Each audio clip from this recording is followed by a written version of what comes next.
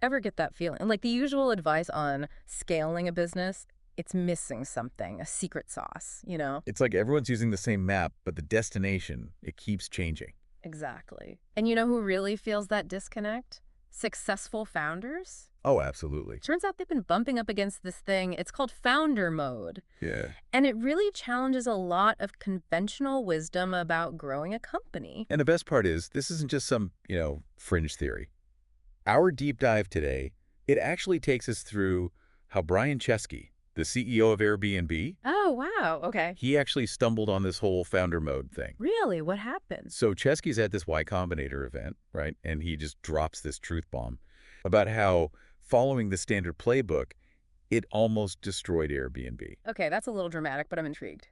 So he's admitting that doing what everyone told him was the right way to scale almost backfired. Exactly. And our source points out that it's not just him. Tons of founders feel stifled by that classic advice, hire good people, get out of the way. Right. It's like they're being told to disappear right as their company's hitting its stride. You know, that makes me think about something. Remember that article we saw on founder burnout? Yeah, yeah. Maybe some of that comes from this feeling like they have to step back, even if their gut's telling them otherwise. It's so true. And that's where this founder mode idea gets really interesting. It's almost like there's this unwritten rule book, this different set of instincts that some of the most successful founders, they seem to share. Okay, so for those of us who don't have that like innate founder sense, what does founder mode even look like in practice? What are they doing differently? One of the biggest differences is how hands-on they remain, even as the company grows, right? Yeah. And it's not about micromanaging, but it's that strategic involvement. Remember how Chesky almost tanked Airbnb because he followed that delegate and detach advice? Right. He learned the hard way that sometimes you need to stay connected to the core of what makes the company tick. Exactly. Think about Steve Jobs, constantly holding retreats for like Apple's top 100 people, but not based on their position on some org chart. Yeah. He wanted the people who got it, who understood the company's DNA. So less about titles, more about impact. Who are the people who can truly move the needle, regardless of their official role? Precisely. And when you start looking at these examples, you have to wonder, are these founders just eccentric?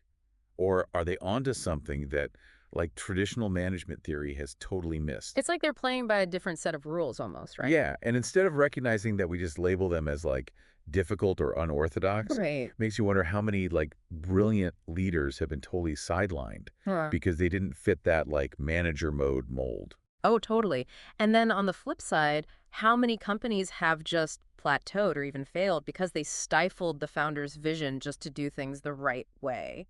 It's a really good point. Yeah. We talk so much about innovation, right? But what if like one of the biggest obstacles is just this pressure to conform, even like at the Yeah. highest levels? Totally. It's Yeah. like we've been gaslighting ourselves into believing there's only one right way to lead and grow a company. Wow. And our source actually even uses that term gaslighting to talk about the pressure that founders feel to just abandon their instincts. It's like everyone's telling them to ignore the very thing that got them there in the first place. Exactly. It's not just from like advisors or investors either. Right. Sometimes it's coming from inside the company, Oh, wow. from like executives who've mastered the art of, managing up, but don't actually have that same founder level vision. So it's just this like self-perpetuating cycle of conventional thinking, even if the evidence says there might be a better way. Totally. And it's a recipe for imposter syndrome on a massive scale. You start doubting yourself, like, maybe I am supposed to step back. Maybe I'm not cut out for this next stage. But what if that's like the exact opposite of what they need to be doing? Right. What if leaning into those unconventional instincts is actually the key to unlocking even more success? And that's what's so exciting about this whole conversation. It's like we're on the verge of rediscovering something, Totally. a lost art almost, Yeah. a different way of thinking about leadership and growth. Yeah. It all starts with understanding this founder mode. And maybe like questioning some of those assumptions about how companies should even operate. Exactly. We've been so focused on like professionalizing everything, right? Mhm. Creating these standardized systems and processes Right. that we may have accidentally stifled the very thing that makes startups so dynamic and innovative. It's like we traded creativity for control and lost that spark of like genius that comes from embracing the unconventional. But it's not like founder mode means throw out the rule book Right. entirely. There would be a balance, right? Right. Knowing when to trust your gut, when to trust the systems, Right. when to be hands-on, when to delegate. Yeah, it's almost like that thing we always say about creative processes. You need some structure, Right. but too much, and it's like you lose the magic. Exactly. It's like Right. jazz, right? You've got your melody, the rhythm, but then there's that improvisation. That Yes, riffing, that's what makes it exciting. totally. And honestly, I think that's what we're seeing with this whole founder mode thing. It's not like scrap it all, but finding those ways to infuse that founder energy, Yeah. that willingness to experiment, to challenge how things are supposed to be.